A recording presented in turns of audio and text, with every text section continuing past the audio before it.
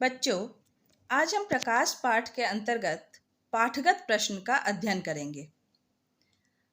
पहला प्रश्न है, अवतल दर्पण के मुख्य फोकस की परिभाषा लिखिए। हम जानते हैं कि दर्पण दो प्रकार का होता है, समतल दर्पण और गोलीय दर्पण। पुनः गोलीय दर्पण दो प्रकार का होता है, अवतल दर्पण और उत्तल दर्पण, जिसे इंग्लिश में कॉनकेव मिरर और कॉन्वेक्स मिरर कहा जाता है।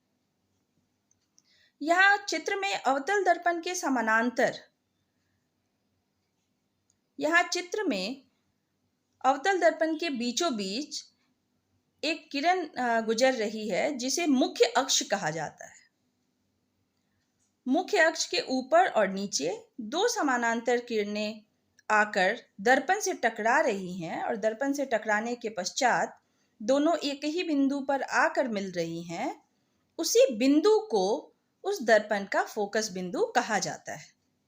तो इसकी परिभाषा क्या हुई कि मुख्य अक्ष के समानांतर चलने वाली प्रकाश की किरणें परावर्तन के बाद जिस बिंदु पर मिलती है या मिलती हुई प्रतीत होती है, मुख्य अक्ष के उस बिंदु को मुख्य फोकस कहा जाता है। यह परिभाषा अवतल दर्पण और उत्तल दर्पण के फोकस बिंदु के लिए उपयुक्त है। दूसरा प्रश्न, एक गोलीय दर्पण की वक्रता त्रिज्या 20 सेंटीमीटर है, इसकी फोकस दूरी क्या होगी? किसी गोलीय दर्पण की वक्रता त्रिज्या उसके मुख्य फोकस की दुगुनी होती है। सूत्र होता है R बराबर 2 गुना F, यानी R यहाँ क्या है? वक्रता त्रिज्या, और F क्या है? फोकस दूरी। तो वक्रता त्रिज्या बराबर होता है 2 गुना फोकस दूरी।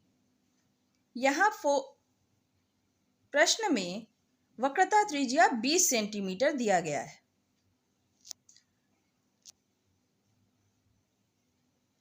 जैसा कि हमने जाना कि R बराबर होता है 2 गुना फोकस दूरी, यानी फोकस दूरी बराबर क्या हो जाएगा? वक्रता त्रिज्या बटा 2। अगर वक्रता त्रिज्या 20 दिया हुआ है तो 20 बटा 2, यानी फोकस दूरी कितना हो जाएगा? 10 सेंटीमीटर। तीसरा प्रश्न, उस दर्पण का नाम बताइए जो बिंब का सीधा तथा आवर्धित प्रतिबिंब बना सके। सीधा तो आप समझ ही रहे होंगे, और आवर्धित का मतलब वस्तु के साइज से बड़ा। तो अवतल दर्पण वह दर्पण है जो वस्तु का सीधा तथा आवर्धित प्रतिबिंब बनाता है। वैसे तो अवतल दर्पण में हम वस्तु को 6 अलग अलग स्थानों पर रखते हैं, जिसमें से 5 स्थान, जैसे कि अनंत पर अगर रखा जाए, या C से परे रखा जाए, या C पर रखा जाए, या C और F के बीच रखा जाए, या F पर रखा जाए। इन सभी केसेस में वस्तु का जो प्रतिबिंब बनेगा वह उल्टा बनेगा। सीधा प्रतिबिंब मात्र एक ही केस में बनता है, वह है जब वस्तु को अवतल दर्पण के फोकस बिंदु और ध्रुव के बीच रखा जाए। तो जब वस्तु को उत्तल दर्पण के फोकस बिंदु और ध्रुव के बीच रखा जाता है तो उसका प्रतिबिंब दर्पण के पीछे सीधा और आवर्धित तथा काल्पनिक बनता है। वैसे तो उत्तल दर्पण भी सीधा और काल्पनिक प्रतिबिंब बनाता है, लेकिन उत्तल दर्पण के केस में वस्तु का जो प्रतिबिंब होगा उसका साइज हमेशा छोटा होगा वस्तु से। लेकिन अवतल दर्पण वह दर्पण है जिसके द्वारा जब वस्तु को फोकस बिंदु और ध्रुव के बीच रखा जाता है तो आवर्धित और सीधा प्रतिबिंब बनता है। तो इसका उत्तर होगा अवतल दर्पण। यह 1 नंबर के प्रश्न में पूछा जाता है। अगला प्रश्न है कि हम वाहनों में उत्तल दर्पण को पश्च दृश्य दर्पण के रूप में वरीयता क्यों देते हैं? पश्च दृश्य दर्पण अर्थात पीछे देखने वाला दर्पण।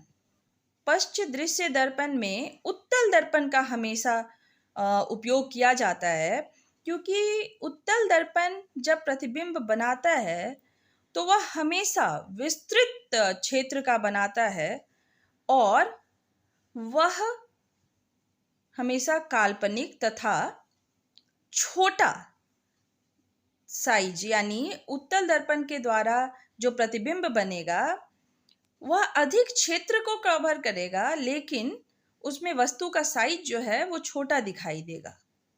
साथ ही साथ यह भी दिखता है कि जो मान लीजिए कि हम किसी गाड़ी को चला रहे हैं और उसमें पीछे हम देखते हैं तो जो ट्रक हमें दूर दिखाई देता है वास्तविक में वो हमारे नज़दीक होता है और यह क्षेत्र भी अधिक कवर करता है। यानी उत्तल दर्पण हमेशा सीधा प्रतिबिंब बनाता है, उसका दृष्टि क्षेत्र विस्तृत होता है जो कि अपने पीछे बहुत बड़े क्षेत्र को देखने के लिए समर्थ बनाता है।